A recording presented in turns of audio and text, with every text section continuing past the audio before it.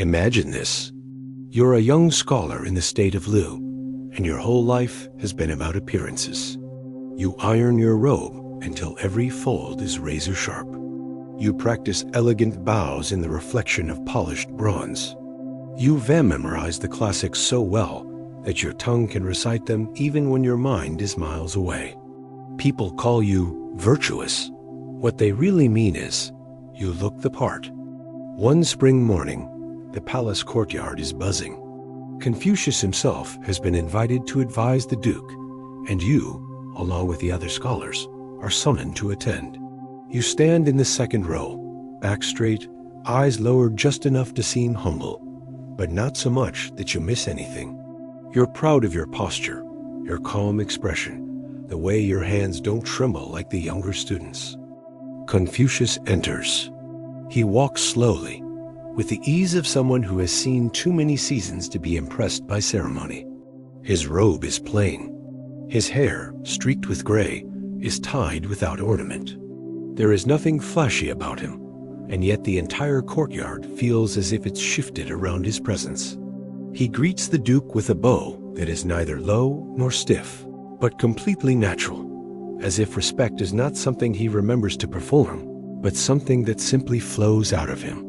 The audience begins. One advisor speaks of taxes with the tone of a man who wants to sound wise. One advisor speaks of taxes with the tone of a man who wants to sound wise. Another offers plans for new walls and towers, all while glancing at the Duke to catch his reaction. The air is thick with polished words and hidden intentions. Finally, Confucius turns, not to the Duke, but to the scholars. I have traveled many roads, he says, and I have seen three kinds of people: those who are less than their reputation, those who are equal to it, and those who quietly exceed it. Tell me, which kind do you wish to be? The scholars shift, murmur, clear their throats. You know what you are supposed to say. You raise your voice, smooth and confident. Master, I wish to exceed my reputation. Several others repeat something similar, their voices overlapping like a chorus that has practiced the same line. Confucius smiles faintly, but his eyes do not linger on you. Instead, he looks to the side, where a single student stands near the shadow of a pillar, a boy in a faded robe, ink stains on his sleeves, hair slightly undone. His name is Leang. You've barely noticed him before. And you? Confucius asks. Leang hesitates.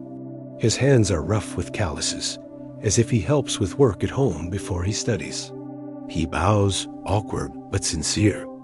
Master, he says, I do not know which kind I am. My heart is often smaller than my words. I wish first to be faithful to what is already in my mouth and under my hands. If I can make my deeds match my promises, that would be enough for now. There is a silence. For a moment, you feel heat rise in your chest, embarrassment on his behalf. How foolish, you think. How unpolished. But Confucius laughs softly, like someone hearing the first honest note in a noisy room. The world, he says, praises men whose robes are straight and whose words are grand. But look closely. Many of them build towers from air. This student has crooked hair, stained sleeves, and straight intention. He turns to the Duke. Your Grace, if you wish your state to be stable, do not only reward those who speak beautifully of virtue. Reward those whose small promises are kept in the dark, where no audience is watching. The Duke nods, thoughtful. Confucius then looks back at the scholars, his gaze resting on you for a heartbeat longer than is comfortable. A name, he continues, is like a robe. It should fit the body honestly. If your title is filial son, let your parents feel honored in private, not only in public rites. If your reputation is just official, let the poorest man who meets you at the market say, he did not cheat me. If your friends call you loyal, let them find you beside them in difficulty, not only at feasts. You feel something twist inside you. You think of your mother, who sees you only when you are not studying, when you are tired and impatient. You think of a neighbor you once ignored when he asked for help copying a petition. None of that shows in your perfect bows, your memorized lines. Confucius steps closer to the gathered scholars. Do not be in such a hurry, he says, to decorate your name. First, make your character strong enough to wear it. Later that day, as the courtyard empties, you watch Leang carefully roll up his worn scrolls. His movements are clumsy compared to yours. His robe is still faded. But you remember his words. My heart is often smaller than my words. You realize something uncomfortable. Your words are often larger than your heart. As you walk home, the spring wind tugs at your sleeves, loosening them. For once, you do not stop to straighten every fold. Instead, you turn down a side street and visit the neighbor you once turned away. He looks surprised to see you. I have some time, you say, slowly, carefully, as if you're learning a new language. If you still need help with your petition, I can write it with you. His face softens. It is a small moment, invisible to the Duke, to other scholars, even to Confucius. But as you sit with him, brush in hand, you feel something shift like a robe finally being fitted to the right shoulders. That night, you stand before the bronze mirror. Your posture is not as perfect as before. Your hair is slightly out of place.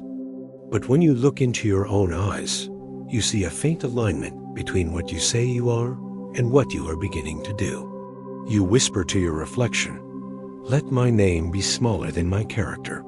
For a while, outside, under the same sky, Confucius walks with Leang. "Master," Leang asks, "do you think those scholars truly understood?" Confucius smiles. "Understanding is like spring," he replies. "It does not arrive in the whole forest at once.